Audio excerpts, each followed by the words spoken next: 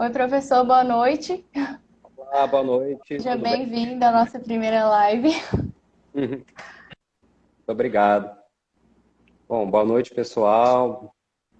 Eu queria começar dizendo que essa é uma iniciativa muito importante de vocês, é disso que a gente precisa, né? Então, desde já, meus parabéns para o centro acadêmico e muita responsabilidade, né, ser a primeira pessoa aqui a fazer essa participação. Então, muito obrigado e vamos lá, vamos juntos. Vamos então, eu vou fazer aqui a minha apresentação, depois o professor faz a dele. Vou falar aqui o nosso tema, né? Eu acho que todo mundo já sabe, mas o tema de hoje, então, é a literatura em tempos de caos. Eu sou a diretora de assuntos estudantis do Calintras e eu vou mediar essa primeira live, então, com o professor André. Vou dar aqui o auxílio, vou estar olhando os comentários de vocês. Espero que vocês interajam bastante com a gente, façam perguntas, estamos aqui para isso. E é isso aí, Isso. professor André, pode se apresentar. Bem, bom, eu sou André Lira, sou professor de literatura do IFTO Campus Palmas, já há uns bons anos aí, e eu tenho uma trajetória na UFRJ, na graduação, no mestrado, no doutorado, né, e ando fazendo muitas pesquisas em torno da questão da tecnologia, né, tentando desenvolver algumas rotas de pensamento crítico sobre isso, né, e claro, com a relação pensando a literatura, né? Em linhas muito gerais é isso. Tá bom, então. Gente, eu não consegui fixar o tema aqui, mas conforme o pessoal for entrando, eu vou falar mais uma vez do tema e tudo mais. Mas é isso aí. Então, professor, se o senhor quiser começar aí, pode começar. Beleza, Ana, obrigado. Bem, acho que para a gente começar a discutir esse tema, a gente tem que olhar para o título, né? Então, esse título que vocês propuseram é um título bem provocador, né? Literatura em tempos de caos, né? Bem, para início de conversa, algo que a gente ouve muito falar por aí nesse período, né, de confinamento é o papel da literatura e das artes, né, dentro desse período, né? Então, quem tem esse privilégio de estar em casa, né, apreciando sua Netflix, seus filmes, suas músicas, tende a falar muito isso, né? Então, vamos valorizar as artes agora, nesse momento, e, e acho que a gente precisa ter um pensamento questionador quanto a isso, né? Quer dizer, bom, então nesse período que a gente tem mais tempo, nós vamos valorizar as artes e a cultura, e né, daqui a certo tempo vamos deixar isso de lado e vamos voltar com as nossas vidas, né? Eu acho que essa consideração ainda é muito limitada, né, assim, para tudo que a literatura é e aquilo que a literatura pode fazer, né? Então, acho que além de aproveitarmos esses bens culturais, é importante que nós aproveitemos esse momento também para pensar o sentido da literatura e das artes dentro da nossa vida, né? Acho que eu queria começar fazendo essa pontuação, né? Claro. Professor, eu tenho uma primeira pergunta desse tema aí. E aí a gente ficou pensando, né? Mas aí essa literatura, já que é a literatura, né? Literatura e caos, e aí essa literatura, então, ela vai surgir do caos?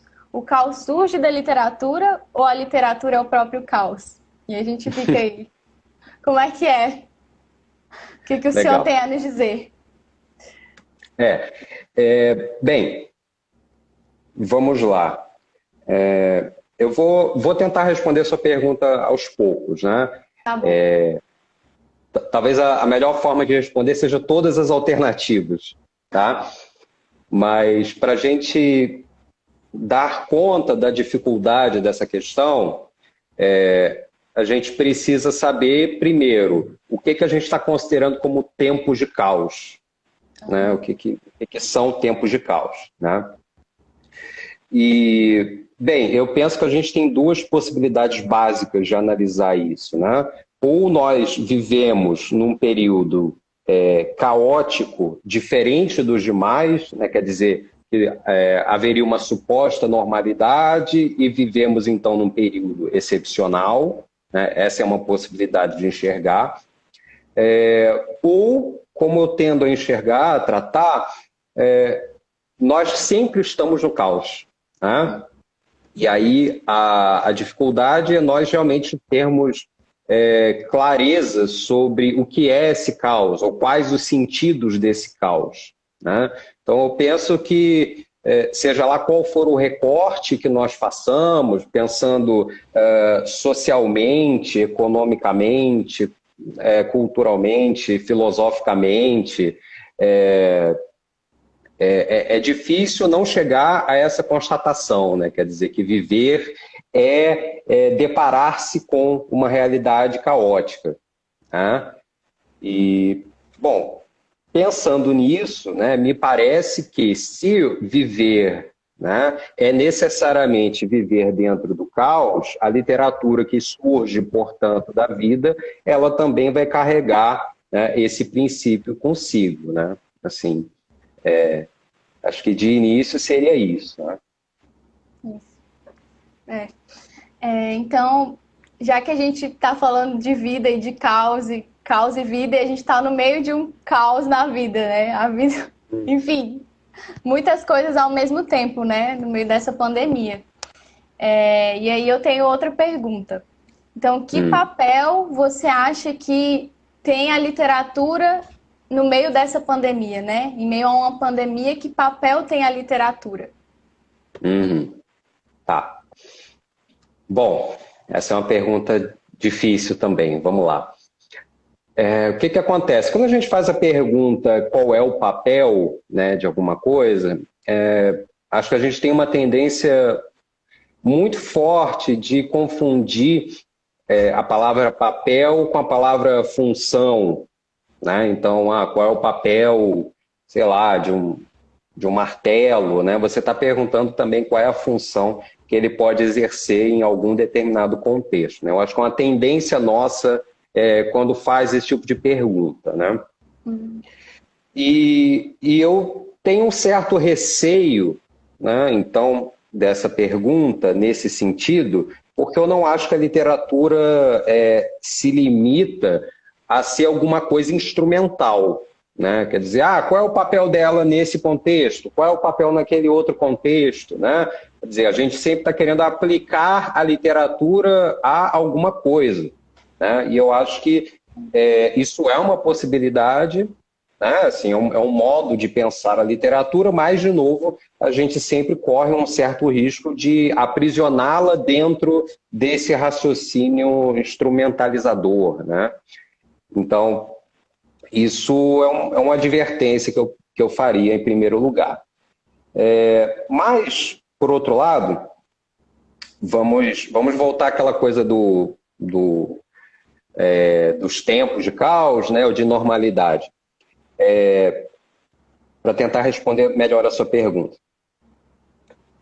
Se a gente vive em um período excepcional, né, que seria aquela primeira possibilidade que eu elenquei, se nós vivemos num período excepcional, o que farão ou o que fazem hoje artistas e suas produções literárias, né? Eles vão pensar a realidade, né, e as possibilidades de realidade a partir daquilo que se apresenta, né?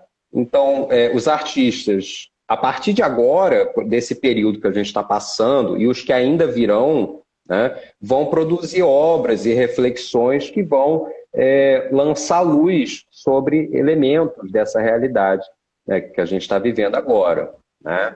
Então, essa é uma possibilidade de pensar, né? Então, o que a literatura pode fazer por nós nesse momento, né? Depende da literatura. A gente tem a literatura que ainda está sendo escrita agora, ou que vai ser escrita em breve, para pensar sobre esse contexto nosso, tá? Então, isso é uma possibilidade de reflexão. A outra, por outro lado, é se nós olharmos para aquilo que já foi feito, né?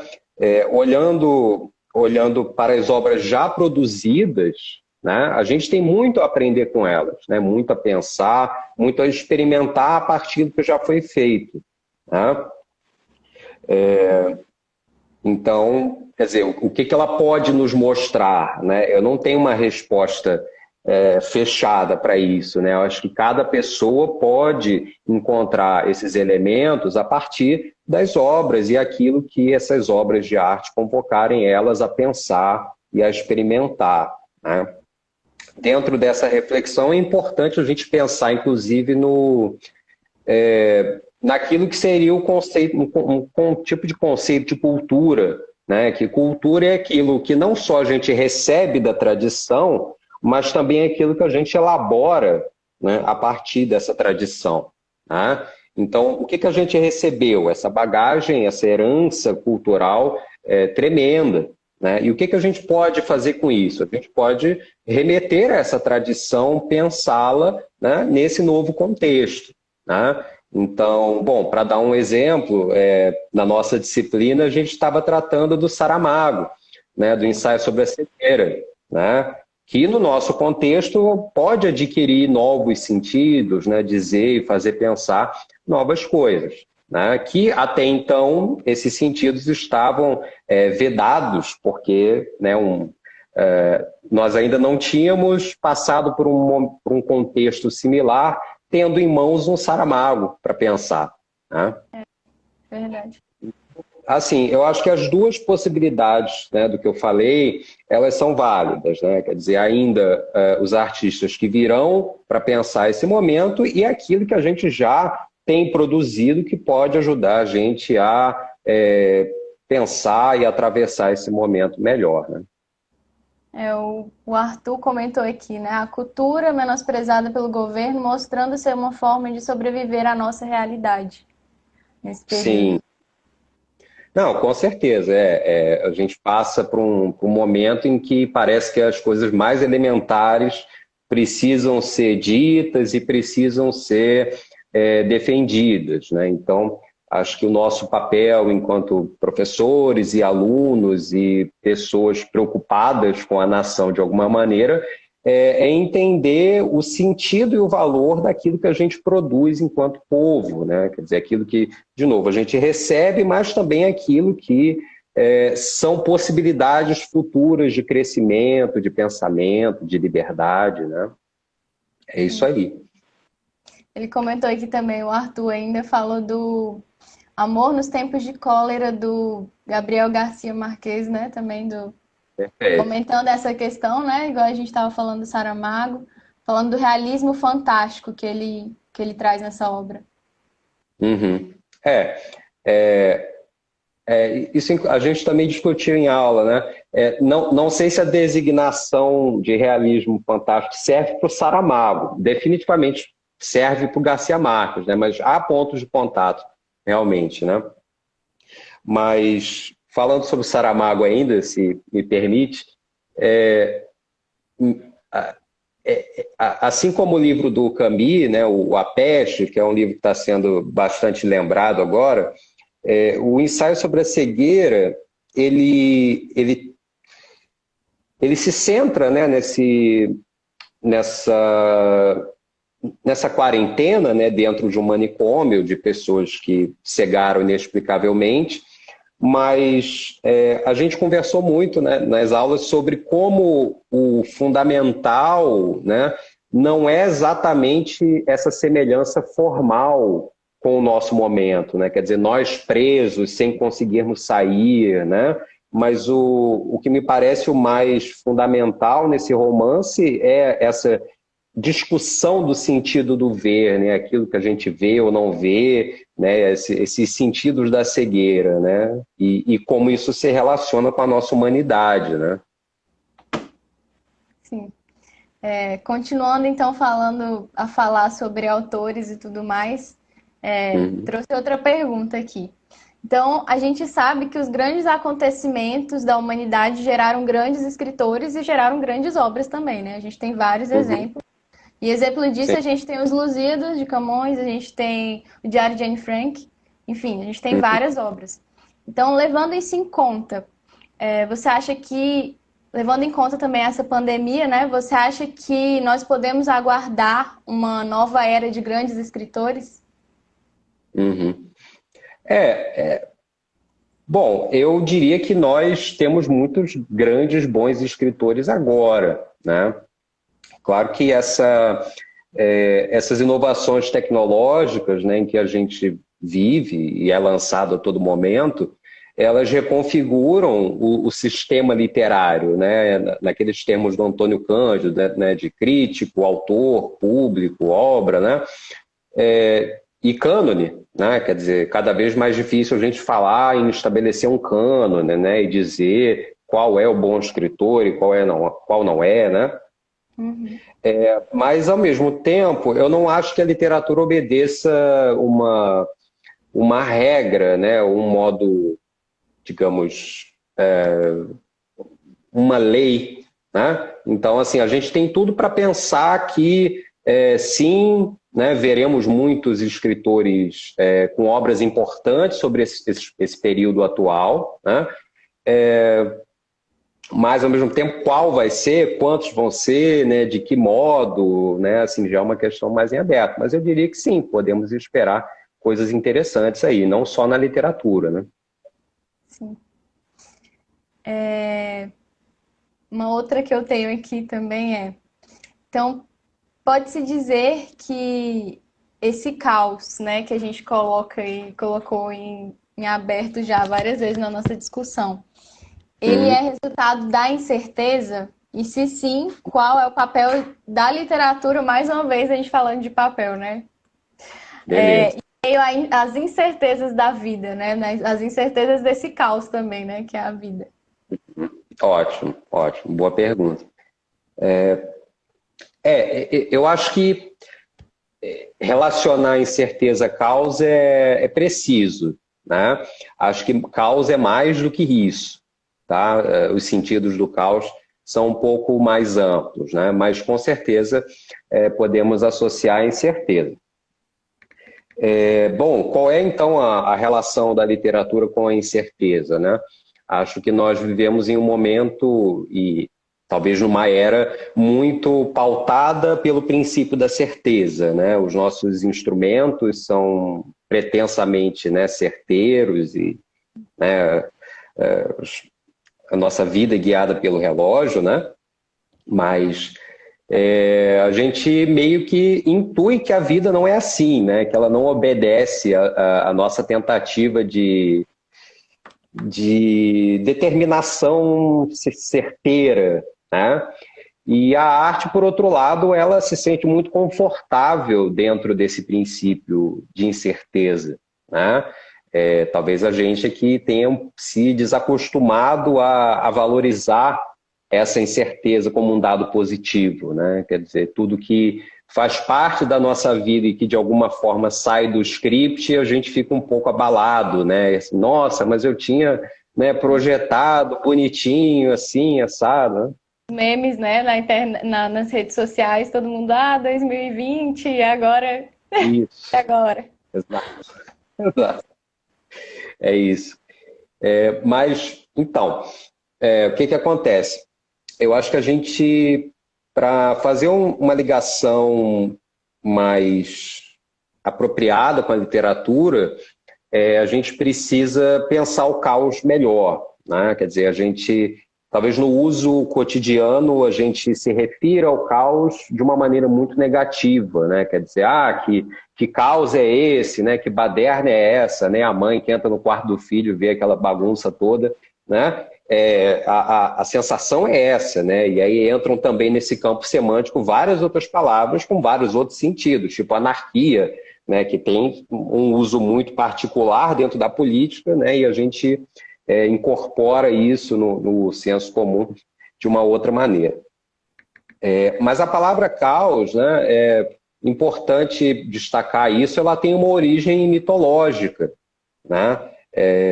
Até onde eu me lembro, ela aparece lá no Hesíodo I, né, que é um poeta grego, né, que escreve a Teogonia, né, que é um tipo de produção literária muito comum, né, nas culturas orais, né, nessa transição para a cultura escrita, que se preocupavam em dizer e registrar como é que as coisas começaram, né, como é que o mundo veio a ser o que ele é.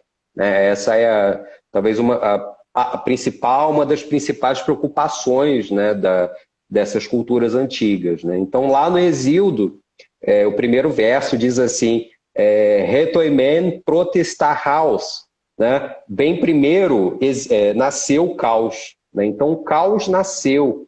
Né? Então, quando a gente pensa em caos, a gente pensa assim, caos é a primeira coisa que existiu. Né? E não é bem assim, porque se o caos nasce, ele nasceu de algum lugar. Né? Então, o caos tem a vida dentro de si.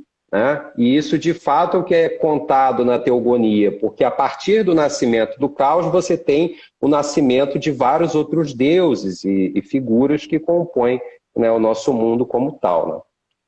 Né? Então, assim, me parece que um sentido positivo para o caos ajuda a gente a entender também como a literatura traz consigo esse sentido afirmativo também. Né? Isso a gente pode falar mais daqui a pouco, né? Mas assim, nesse momento eu queria frisar isso, né? Que o caos pode e deve ter um sentido positivo, né? Sim, a professora Débora comentou aqui, né? O caos prepara para o novo. Isso, exatamente. Né?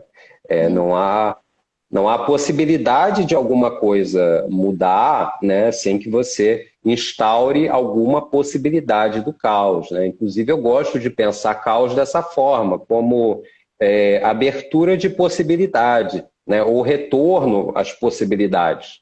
Né? Então, sem você estar na possibilidade, você não consegue realizar alguma coisa nova. Né? Você só repete aquilo que você já conhecia, né? Aquilo que estava dado. Né? A gente passou uma pergunta aqui que eu acabei não falando antes, mas o Arthur perguntou aqui, ainda em relação àquela questão dos escritores, que eu joguei a pergunta, né? Ele falou assim, perguntou, né? Iremos conseguir reconhecer esses novos escritores? Essa é uma questão. Bom, fazendo uma certa meia-culpa, eu acho que as nossas instituições de ensino, de um modo geral, têm muita dificuldade, né, de assimilar a novidade em termos de literatura, né, e trabalhar com ela. Né? Então, assim, esses são processos que levam muito tempo. Né? Então, assim, se esse reconhecimento acontecer, ele, no meu modo de entender, ele não vai partir de um meio acadêmico. Né? Quer dizer, isso vai primeiro surgir na sociedade com os seus meios, né? Não sei, talvez pelo Instagram, e nós na academia vamos tentar correr atrás do atraso, né? E dar conta desses novos escritores. Né? Quer dizer, mas como eu falei antes, essas inovações tecnológicas elas mudaram esse sistema assim como ele era antes. Né? Quer dizer, você publicava alguma coisa no jornal, ou então um crítico importante escrevia sobre você, e aos poucos você ia ganhando notoriedade. Né? Então, nesse nosso momento, todos temos esse espaço. Né? A gente não precisa mais, de alguma maneira, passar por aqueles canais tradicionais, né, para fazer com que a sua obra seja desenvolvida. Né? Então, eu espero que sim. Né? Mas, ao mesmo tempo, também me parece ser da história da literatura esses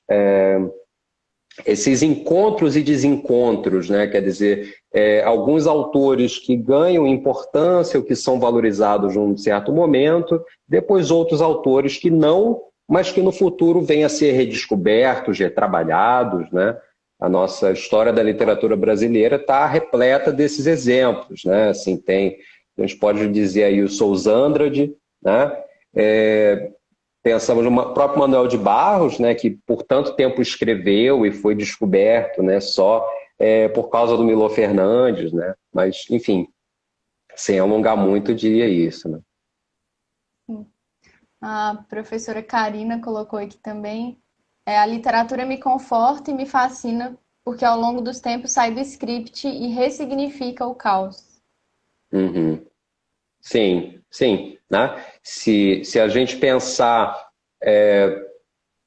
que ela carrega consigo essas possibilidades de fazer pensar e fazer compreender, né, as dinâmicas da realidade conforme elas vão aparecendo, e além disso, que ela consiga dizer de uma maneira nova essa realidade, né, e não apenas, digamos, fazer referência a ela, né,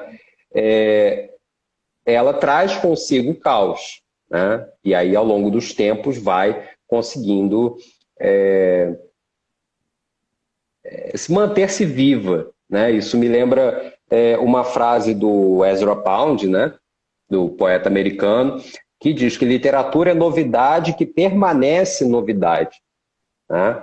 E essa frase só faz sentido se você entende que ela permanece vivo ao longo do tempo, né? E se permanece vivo ao longo do tempo, para a gente fazer essa vinculação aí com o tema, é porque carrega o caos dentro de si, né? Ou seja, um conjunto de possibilidades de dizer, né, que nunca vão se esgotar, né, que sempre vão se renovar, né?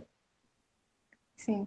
É interessante, né, essa questão que você falou dessas novas tecnologias, né, desse novo meio que a gente está inserido e que pode dificultar esse acesso aos novos escritores. Até porque é muito real isso, né, da gente ter muitas pessoas escrevendo e não precisa mais dessa questão de uma pessoa importante falar, olha, existe essa pessoa aqui que está escrevendo e ela escreve bem, ela tem um futuro promissor. Não tem, Uhum, não existe, né, mais essa questão. Agora, muitas pessoas escrevem e existem aplicativos e plataformas específicas para isso, né? Enfim, uhum. agora é tudo muito mais acessível. Então a gente tem pessoas escrevendo o tempo inteiro, para falar a verdade, né? Sim, sim. Ao mesmo tempo que é uma facilidade, também uma facilidade que traz dificuldade, né? Esse é um dos pontos que eu discuto na minha tese, inclusive, né? Quer dizer, essa ambiguidade da tecnologia, né? Então, uma coisa... Eu vou sair um pouco do assunto, mas eu juro que eu volto.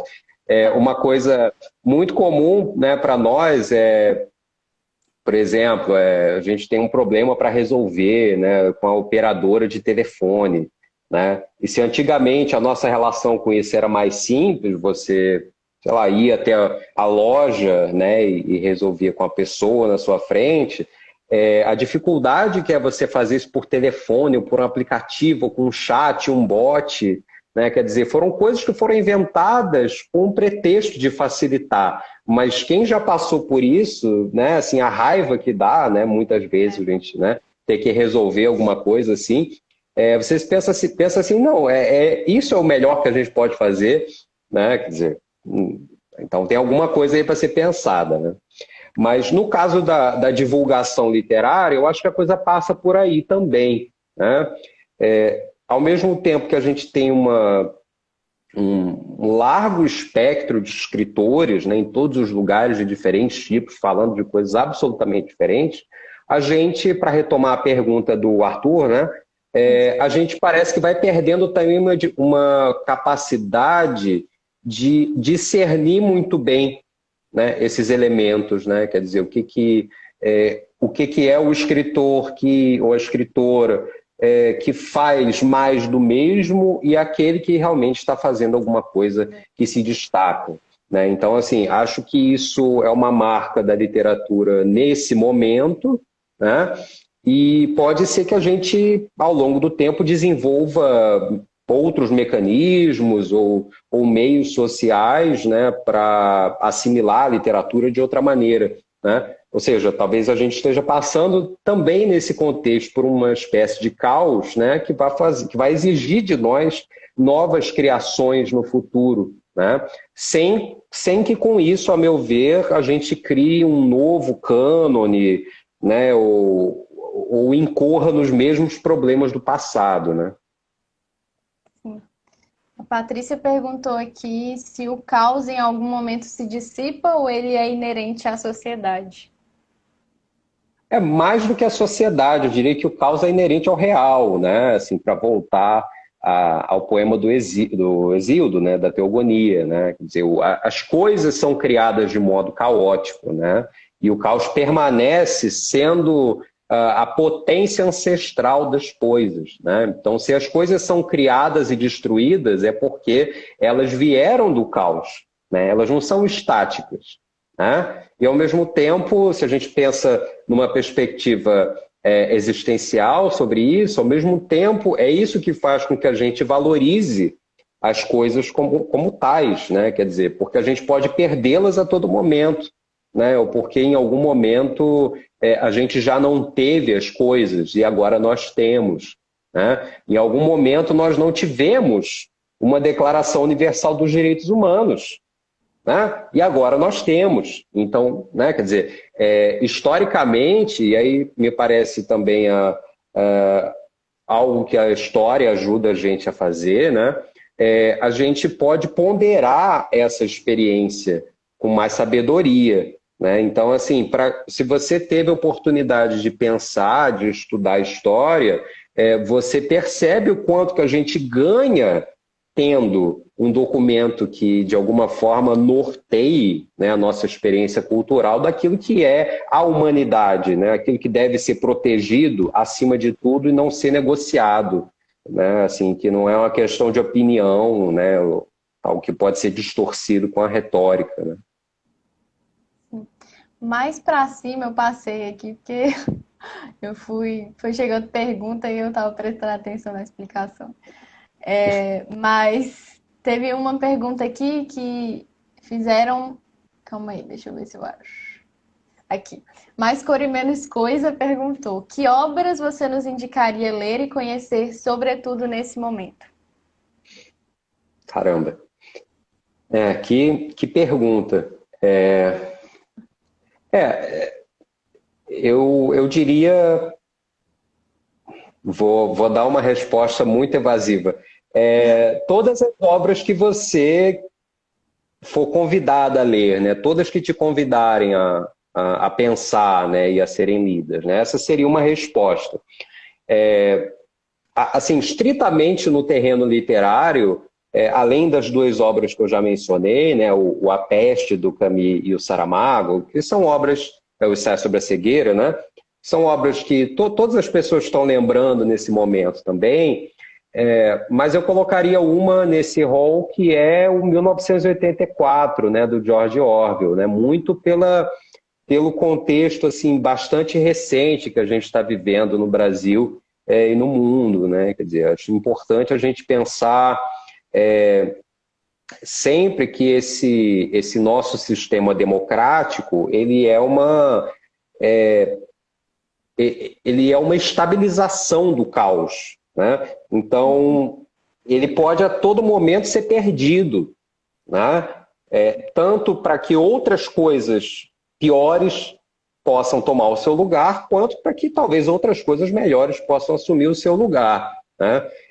Até o momento parece que essa estabilização ela tem sido a alternativa que satisfaz melhor as pessoas. Então, assim, né, com todos os seus defeitos, né? Mas acho que a gente tem que pensar sobre isso, né? E o 1984 é um livro que não é apenas um romance político, né? Eu acho que como todo bom romance é um romance que te faz pensar o ser humano, né? E as questões do ser humano, né? Ainda que não necessariamente coloque o ser humano no centro, né? Mas eu acho que sempre atravessa o ser humano, né? Sim, falou 1984, eu até olhei ali para cima. Tá vendo? Mas são muitas obras, né? Assim, eu sempre fico um pouco receoso disso de indicar obras, porque sempre parte do seu gosto pessoal, né? Assim, por mais que né, nós, como acadêmicos, tenhamos assim, uma certa chancela crítica, né, para dizer o que é bom e o que é ruim, esse tipo de coisa. Mas eu acho que, no fundo, né, a gente sempre correndo aquilo que nos diz mais respeito, né? Então, em vez de fazer muitas indicações, eu diria, procurem a literatura que já foi feita e a literatura que está sendo feita agora, né? E procurem pensar o melhor que vocês puderem com isso, né? Sim. O Arthur comentou aqui romance gótico. E aí a Patrícia pediu aqui para... Professor, fala para a gente um pouco mais sobre valores sociais e a literatura em tempos de caos. Tá bom, beleza. Bom, você diz valores sociais, né? Se a gente pensa numa linha, né, de estudos de literatura mais voltada para o social, né? Então, eu estou pensando de alguma forma no Bakhtin, mas também estou pensando no próprio Antônio Cândido, Entre Nós e toda a escola de Frankfurt, o marxismo na literatura. A questão do discurso da literatura ganha foco, né? Então, nesse sentido, a gente pode dizer que a literatura vai afirmar valores sociais, né? Ou que ela vai questionar esses valores, né? Então, historicamente, a gente pode tranquilamente fazer essa análise, né? Então, para dar um exemplo conhecido, por exemplo, né, pensar o Gregório de Matos, né, com seus poemas satíricos, né, lá com os governantes, né, e tantos outros. O próprio ensaio sobre a cegueira, ele tem uma via política também, né, com essa crítica ao governo, né, ao exército, bastante forte, em 1984, né, mas, então, eu queria primeiro afirmar esse ponto, né, que a literatura pode questionar os valores instituídos, que é onde me parece que ela é mais, acho que, reconhecida, né, no seu poder de confrontação, tá? Mas um outro aspecto importante é também o seu papel de afirmação, né, de colocar novos valores, né, ou afirmar os valores que já existem, que devem ser defendidos, né? Eu falei ainda há pouco, por exemplo, dos direitos humanos, né? Então, a literatura tem esse papel, sim, né, também de afirmar aquilo que deve ser protegido, aquilo que deve ser cultivado, né? E aí, não à toa, eu uso a palavra cultivado para lembrar dessa conexão com a palavra cultura, né? A gente, talvez, quando pense em literatura, se remeta muito a uma experiência passiva de leitura, né? Como a gente tende a associar a leitura de um modo geral, né? Eu vou pegar um livro aqui e eu vou decifrar aquilo que o autor está dizendo para entender o texto, né? Mas o que acontece? Entendendo o texto, você também entende aquilo que você é, ou aquilo que você pode pensar, aquilo que você pode ver, aquilo que você pode sentir, né? Então, como nós somos vamos dizer assim, o sujeito da leitura, a gente não tende a perceber esse outro lado, né? Como a maneira como a obra literária nos coloca em jogo, né? Nos coloca em questão, né? Então, isso para voltar à pergunta da Patrícia, né? Então, valores sociais e tempos de caos, né? Se você não recorre à arte, me parece, né, no seu poder de revelação de possibilidades e de, né, promoção de experiências e cultivo, né, daquilo que você é mesmo, eu acho que você fica muito refém à maneira como você se condicionou dentro da sociedade, né, seja pela família, pela instituição A, pela instituição B, né, pela mídia, né? Então, ela tem esse papel fundamental, né, de abrir essas portas da experiência e do pensamento, né? E essas portas também são portas em que valores são feitos, são construídos, né? Isso é uma coisa que a gente volta e meia esbarra nas aulas, né? Você deve lembrar, que muitas vezes a literatura não é agradável, né? E muitas vezes ela é difícil justamente porque ela não é agradável, porque ela não tem como princípio ser agradável, né? Ou ser meramente um entretenimento, né? Que era aquele ponto inicial do qual a gente começou, né? Então, por que que ela não é agradável por vezes?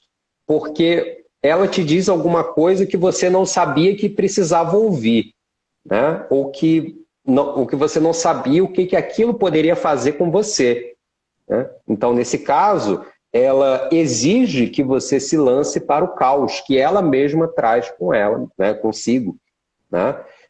Então, assim, eu diria que aquilo que ela faz em tempos de caos não é muito diferente do que ela faz em tempos, se você quiser considerar assim, que não são caóticos, né? Que é, para dizer de uma maneira simples, nos cultivar, né? Quer dizer, nos mostrar, nos fazer pensar, né? Nos colocar na berlinda, né?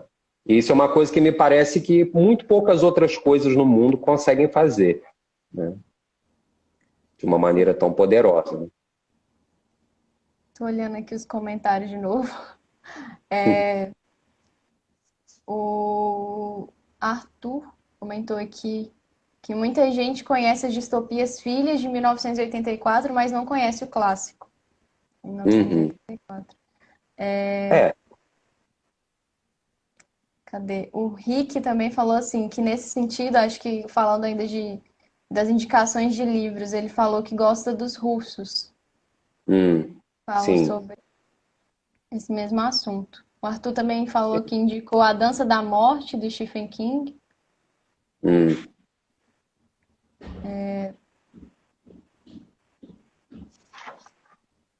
É isso, deixa eu ver aqui. Quem mais? A Paloma acabou de falar aqui do... Qual a responsabilidade de um escritor nesse momento, nesse cenário de caos no qual muitos estão perdidos? Legal. Bom, muitas possibilidades aí de encaminhar essa pergunta, né? Bem, eu acho que uma coisa a gente precisa dizer, né? Quer dizer, não vai ser a ação do escritor que vai curar o Covid, né? Então, assim, isso para voltar também àquela primeira colocação, né, que a gente fez sobre o papel da literatura, a função da literatura, né? Mesmo que a gente atribua uma função à literatura, ela não terá essa função de descobrir vacinas, né? Então, assim, é importante a gente colocar isso porque quando se compara a arte com a ciência, né, isso é evocado de algum modo, né? Quer dizer, como se a gente pudesse cobrar da arte alguma coisa que ela não é capaz de dar, né? Então, acho que as coisas têm domínios diferentes, né? Por outro lado, né, essa palavra responsabilidade do escritor é uma palavra que me remete muito a uma entrevista do Guimarães Rosa, né, que ele dá ao jornalista Gunther Lorenz, né? Bom, é uma entrevista que eu recomendo a vocês, assim, né, sempre, porque o Rosa é um escritor muito importante para nós e raramente a gente teve essa oportunidade na obra dele de ler os pensamentos, digamos assim, mais filosóficos e teóricos e políticos, né? Mas em um certo momento ele fala sobre o compromisso político do escritor, né? E ele diz que o escritor ele não tem um compromisso, digamos, com a política do dia a dia, né? A princípio, né? Quer dizer, do partido A, ou do partido B, ou do projeto de lei A, ou do projeto de lei B, né? Mas o compromisso do escritor é o compromisso com o ser humano, né? Assim, de pensá-lo, de cuidá-lo, né? De explorar as suas possibilidades nesse sentido mais abrangente, né? Então, eu queria destacar aqui uma fala dele nessa entrevista. Ele diz assim: o bem-estar do homem depende do descobrimento do soro contra a varíola, né? E das picadas de cobras. Então, essa é uma entrevista de 65. Né? Se fosse hoje, talvez ele pudesse dizer, né, da vacina, né, contra o Covid. mas também depende de que ele devolva à palavra seu sentido original, né? Meditando sobre a palavra, ele se descobre a si mesmo. Com isso, repete o processo da criação, né? Então, o que o escritor pode fazer? Ele pode escrever, né? E tentar mostrar esse período que a gente está vivendo da melhor forma, né? Quer dizer, com todo o arsenal literário, histórico, filosófico, sociológico, etc., que ele tiver à disposição, né? Então, qual é o grande compromisso do escritor? É com a linguagem, né? E, portanto, com a maneira pela qual o ser humano tem de compreender o real, né? E, portanto, o nosso momento, né? Então, a Paloma fala, nesse cenário de caos no qual muitos estão perdidos, eu acho que aí também entra o que é o caos social, né? O que é o caos dos valores sociais, mais uma vez, né? Que estão em jogo, e podemos dizer que passamos por um momento de crise, né? E daí essa associação com o caos, né? E, de novo, eu diria que aquilo que a literatura faz é aquilo que ela sempre fez, né? Que é mostrar novas possibilidades de pensar, novas possibilidades de sentir, de compreender o ser humano na sua universalidade, né? E também na sua especificidade, né? Quer dizer, precisamos de escritores brasileiros pensando, por exemplo, o que é ser brasileiro numa grande cidade ou numa cidade média como a nossa, né? Passando pela pandemia, né? Isso precisa ser dito, isso precisa ser explorado pela literatura, porque isso ainda não está feito, né? Então, para fazer uma digressão com isso, o que significa que algo ainda não está feito, né? Significa que algo pode ser criado a partir disso, né? E toda literatura ela é assim, né? Quer dizer, ela antes não existia, e aí aparece um ser humaninho e escreve essa obra, né? Então ela vem a ser, né? E ela vem a ser de onde? Ela vem a ser do nada, né?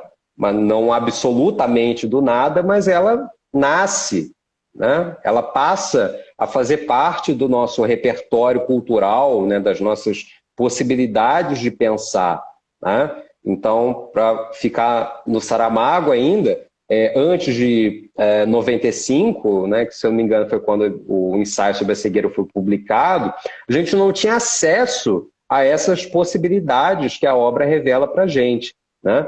Então, me parece que os escritores de agora, né, e os que ainda virão, têm que ter isso em vista, né? Quer dizer, como eles têm um papel fundamental em fazer esse momento ser compreensível para nós, né? E não apenas de uma maneira jornalística, né? Quer dizer, o que foi o Covid, né? Mas, de fato, promover experiências e reflexões a partir disso, né? Que outros meios de conhecimento não podem fazer, né? Sim. A Patrícia colocou outra aqui, pergunta: qual o sentido de literatura? Nossa, que covardia, né? A pessoa que faz uma pergunta dessa, né? Vai na maldade, né?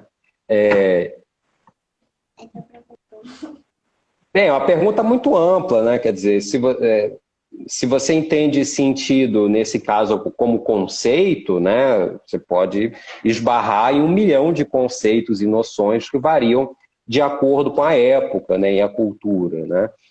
Me parece que o nosso entendimento compartilhado como cultura, né? Assim, não estou falando agora como professor, mas assim como alguém que vê, né, a maneira como as pessoas lidam com literatura, que literatura é um modo de se entreter com uma história, né? Quer dizer, de se divertir com uma história, né?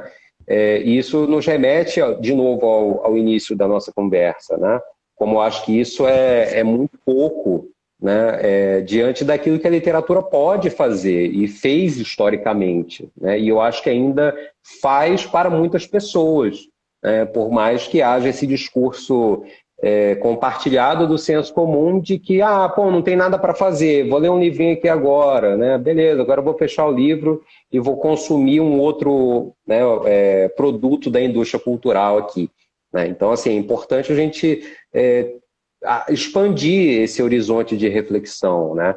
Então, eu gosto de pensar que a literatura é uma tensão na linguagem, né? Uma tensão criativa na linguagem, né? Porque ela traz consigo uma verdade que é originária, né? Ela traz consigo um modo de ver e revelar, né? Descobrir, tirar o véu, né? Tirar a cobertura do real, que nada mais pôde fazer, né? E por isso que é originário, né? Ele é inaugural, ele é primordial, né? Então, essa referência ao Hesíodo que eu fiz em outro momento não é por acaso, né? Porque há 2000 e tantos anos atrás, ou mais, a gente não tinha esse entendimento tão banal de literatura como sendo uma coisa para passar o tempo, né? Quer dizer, aquilo que o escritor ou o poeta, né, que talvez seja a maneira mais adequada de dizer nesse contexto histórico, aquilo que o poeta tem a fazer é uma coisa muito grandiosa, é algo muito poderoso, né? Porque é pela palavra do poeta que o mundo ganha forma, né? Ele pode ser conhecido, né?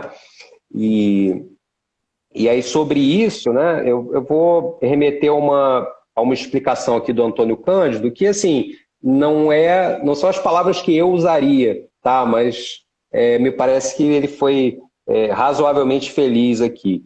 Ele diz assim: quer percebamos claramente ou não, o caráter de coisa organizada da obra literária torna-se um fator que nos deixa mais capazes de ordenar a nossa própria mente e sentimentos, e, em consequência, mais capazes de organizar a visão que temos do mundo, né? Eu acrescentaria a isso, só para complementar, que não é apenas a visão que nós temos do mundo, né? Mas, assim, o mundo se cria na nossa visão, né? Ele não está pré-existente a nós, né? Então, ver o mundo de uma maneira diferente é, de fato, criar um outro mundo, né? E isso, realmente, a literatura e a arte nos puxa para dentro disso, né? Para essa experiência, né? Mas, assim, para voltar à pergunta da Patrícia, é algo muito amplo, né? Então, assim, não tem como dar conta aqui, né? Deixa eu ver aqui, tem um comentário aqui. Literatura é para todos? O Arthur perguntou. Antes disso, calma, deixa eu só... Ele comentou assim sobre Bacurau. Ele falou assim: Bacurau explorou no cinema como fazer uma história sua, que fala sobre você e quem vê irá te conhecer. Sim, sim. Ele pergunta, né? Isso, literatura é para todos? Com certeza, com certeza. Eu faria uma formulação contrária, né? Quer dizer, que todos têm literatura, né? No sentido de possuírem em si uma demanda pela literatura, né? Então, dizer, não, é um direito de todos, né? Eu acho que é mais do que isso, é uma necessidade, né? Porque ainda que você, digamos, o Arthur, né? Eu não conheço, mas que o Arthur seja um ávido leitor ou que uma outra pessoa não seja, eu acho que o que une a todos nós é essa aderência à linguagem, essa necessidade da linguagem como aquilo que nos permite o acesso às coisas, né? E ordenar as nossas experiências, né? Para remeter à formulação aqui do Cândido, né? Então, nós precisamos da literatura, mas pode ser que não necessariamente da forma mais tradicional, que seja um romance, mas pode ser que, né, a pessoa, o fulano, goste mais de poemas ou de, sei lá, filmes, né? Aí já é uma outra coisa, né? Quer dizer, qual é a maneira que a arte vai trabalhar com os seus elementos de uma forma que te, né, seja mais cara, né? Porque Não necessariamente você vai ter ali as sensibilidades ou a disposição para interagir com todos os tipos de arte, né? Uhum. Nosso tempo já está acabando. Faltam Gente, apenas 5 minutos, mais ou menos do que 5, eu acho, porque eu entrei um pouquinho antes. Aqui eu não sei como é que vai acontecer aqui, daqui a pouco vai aparecer alguma coisa para mim. caramba, Mas tem uma última pergunta aqui, que a Patrícia fez também. Qual o seu nossa, olhar caramba, tecnológico sobre a pandemia? Vamos ver se dá tempo de responder. Espero que sim. 1 minuto, mais ou menos, para responder. nossa. Bem, difícil, difícil. Eu acho que para responder com mais calma essa pergunta, eu precisaria remeter a minha tese, né? Já que acho que seria de onde eu partiria para responder, né? Sem fazer isso, eu diria o seguinte: claro que é uma coisa devastadora para nós, né? E inclusive a maneira como, infelizmente, os governos têm encaminhado, né, o nosso resguardo, né, sobre isso. Mas eu não tendo a encarar a pandemia como algo fora da curva, né? Porque qual é a primeira coisa que a gente tende a pensar? É assim, beleza, pandemia, não, legal, porque pelo menos aqui eu tenho Netflix, tenho internet, computadora, etc e tal, né? Então você não tende a não enxergar como a tecnologia também cria os seus problemas, né? E a gente só vê, digamos, o lado ali positivo, que é aquilo que ela nos traz de benefício, né? Então, eu deixaria isso para se pensar, né? Quer dizer, como é que ela criou as condições para a pandemia, né? Se você pensar aí em termos da circulação de pessoas.